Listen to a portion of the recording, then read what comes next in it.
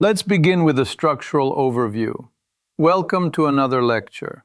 Today we examine Harry Kane's career and records, which, as it were, provide a compact case study in elite performance, adaptive skill acquisition, and the peculiar arithmetic of footballing history.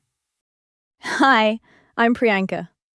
I'm excited, and maybe a bit nervous, because we're talking about someone who, keeps breaking the numbers people think are unbreakable. To frame our discussion, Harry Edward Kane is an English professional footballer. He plays as a striker for Bayern Munich and captains England.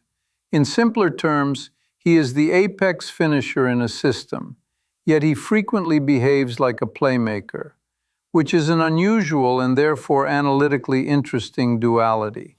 So, definitions. A striker is the forward tasked with scoring, right? The Golden Boot is the top scorer award in a competition. Kane has several, including in the Premier League and a European Golden Shoe for leading Europe's leagues. And the Bundesliga is Germany's top division, where he moved in 2023 to Bayern Munich. It's important to understand the technicalities. Kane functions as a 9 who often drops into the half spaces like a 10. He receives under pressure, links wide runners, and then arrives late into scoring zones. His finishing profile spans both feet, aerial duels, penalties, and long-range shots. Scientifically, the relevant structures are domestic leagues, such as the Premier League and Bundesliga, domestic cups like the FA Cup and DFB Pokal, and UEFA competitions, notably the Champions League. Progression is via round robins or league phases into knockouts, which imposes different expected goal environments, pacing, and variance. And for terms we keep hearing. Assists. Count the final pass before a goal. Kane led the Premier League in both goals and assists in 2020-21, which already hints at that hybrid 9-10 role you mentioned. Moving forward, why does this matter? Internationally, Kane won the 2018 World Cup Golden Boot and captained England to the Euro 2020 and Euro 2024 finals. In this context, his output is intertwined with national narratives of near misses and renewal. Historically, he was underestimated, released by Arsenal at 8 for being, as reported, a bit chubby and not very athletic. The subsequent arc is a useful antidote to premature certainty and youth evaluation. Isn't it interesting how early dismissal can later look like a data error? Like, the model was underfit, the growth spurt hadn't happened yet. Precisely. Now some basic facts. Kane has scored over 500 career goals for club and country.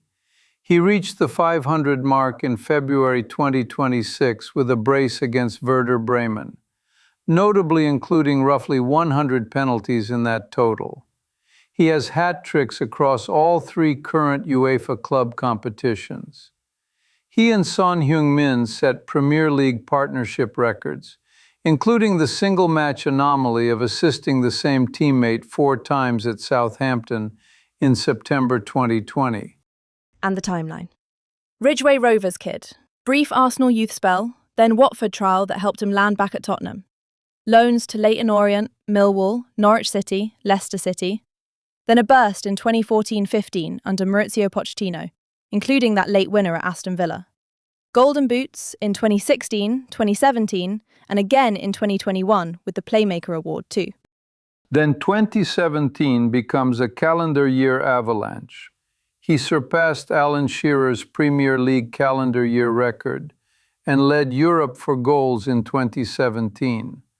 Domestically, he rose to become Tottenham's all-time leading scorer in 2023, a status that was briefly entangled in methodological debates over Charity Shield accounting, but soon rendered unambiguous. In August 2023, he moved to Bayern for a record Bundesliga fee. He immediately began rewriting debut season benchmarks, scored from inside his own half at Darmstadt, and finished 2023-24 with 36 league goals, the European Golden Shoe, yet no Bayern silverware, which is a rare and, we might say, pedagogically useful outcome. Then Bayern corrected course. The wins league titles in 2025 and 2026, the German Cup in 2026, and an extraordinary 61 goals in all competitions that season, with a hat-trick in the DFB Pokal final. By March 2026, he had surpassed 50 Champions League goals and kept scoring in consecutive knockout matches at a record pace for an English player. Before we deepen the analysis, a brief personal note. As someone who respects reproducible method, I admire that Kane iteratively expanded his game. The 2020-21 season, where he led in both goals and assists, reads like a well-conducted experiment in role elasticity, and it has had enduring explanatory power for his later output in Germany. So yeah, moving on. 3 big questions then. First, the historical question. How did early setbacks shape the rise? Arsenal's release, the adolescent growth spurt, and those varied loans produced in aggregate a resilient striker who had already solved multiple environmental constraints before becoming Tottenham's focal point. Pochettino's timely trust after the November 2014 winner at Aston Villa functioned as a catalyst. Selection stability plus role clarity allowed his underlying skill set to express itself consistently. I'm curious about the psychology. Being told at 8 that you're not athletic enough, does that imprint as a chip on the shoulder? Or can it backfire into anxiety? It's crucial to understand that feedback valence interacts with future affordances. In Kane's case, a supportive family context, rapid technical iteration, and later physical maturation reframed the initial rejection as fuel rather than trauma. We observe this in his self-reported ethos of relentless improvement, a skill-by-skill refinement strategy. When paired with the growth spurt that improved aerial and hold-up play, the motivational narrative had a mechanical substrate, not merely rhetoric. And a few quirky data points make the story sticky. The Europa League night he had to play goalkeeper after scoring a hat-trick, or that time he scored from his own half for Bayern. Those moments feel like they harden confidence, because they're memorable, even for opponents. Indeed.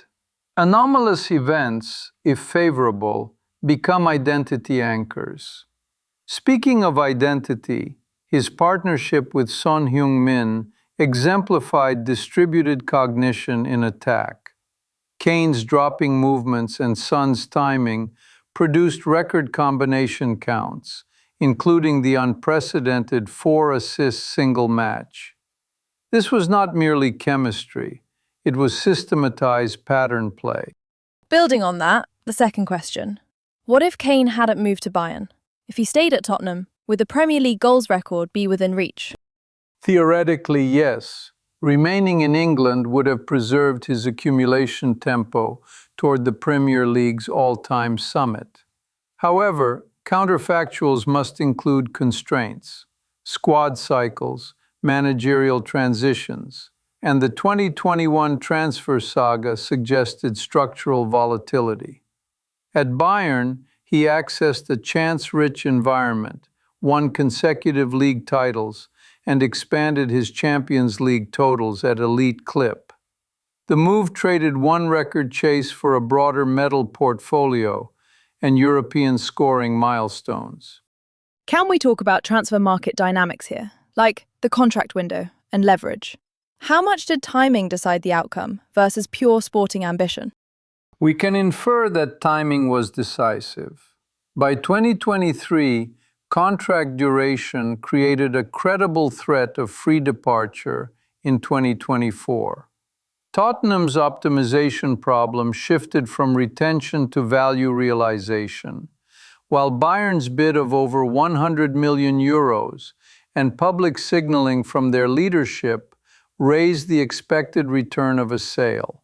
Strategically, The move allowed Kane to reset narrative risk after Tottenham's near misses. Empirically, it yielded league titles, a domestic double, and historic individual tallies in Germany. And the Bundesliga context. Some say it's easier to score there. Others point to compact defending and high pressing. How do we pass that? Contextually, Bayern's territorial dominance and volume of box entries amplify a finisher's opportunities. Yet Kane's fastest to 50 goals record and rapid hat-trick cadence also reflect transferability of skill. First-touch finishes, penalty reliability, and combination play with wingers. The control case is his Champions League production, which held against varied European opponents. Thus, we attribute his surge to both system fit and individually robust finishing skill. The third question concerns future records and legacy. Nationally, he is England's all-time top scorer and has captained 2 Euro finalists. Continentally, he surpassed Wayne Rooney as the top-scoring Englishman in Champions League terms and moved beyond 50 in the competition by March 2026. Club-wise, he entered Bayern's all-time top 10 by 2026. Continued availability suggests further upward mobility on those lists. The open element is how long he maintains penalty and non-penalty conversion rates as athletic aging proceeds. What about influence? A young forward's learning from his 9-10 hybrid model. Who's next in that mold? If you will, the template has propagated. Academies in England and Germany increasingly train front players to alternate between pinning the line and dropping to organize. Finishing off both feet, scanning before contact, and rehearsed penalty processes are now baseline curriculum. Rather than naming individuals, I would say the downstream effect is a generation of forwards optimized for both creation and conversion, with tactical literacy to shift roles by phase of play. Maybe that's a research agenda. Like, track how often the striker receives in zone 14 versus the last line. Correlate with assist rates and secondary runs by wingers. See if the Kane-Son pattern has league-wide echoes. To elaborate, we might also model penalty contribution as variance compression in title races. Kane's roughly 100 career penalties by early 2026 exemplify how set pieces stabilize season-long tallies. And from a narrative standpoint, we should catalog how careers that begin with rejection can still maximize at the apex, provided institutional trust arrives at the right juncture, as with Pochettino in 2014. One last detail I love. He once assisted 4 goals to the same teammate in a single Premier League match. And another night, he finished his own hat-trick, then ended up in goal. I guess football contains multitudes. In conclusion, Harry Kane is a complete forward whose career unites prolific scoring with elite facilitation. His international leadership and Bundesliga chapter have expanded a legacy already dense with records. We examined how early setbacks catalyzed growth, how the Bayern move reweighted objectives, and how his future records and stylistic influence might evolve. For further study, analyze the evolution of the modern striker as a systems organizer rather than a terminal node. Kane offers a high-fidelity case. This then completes our present analysis. So, I guess that kind of sums it up. Thank you for listening, and thank you, Professor.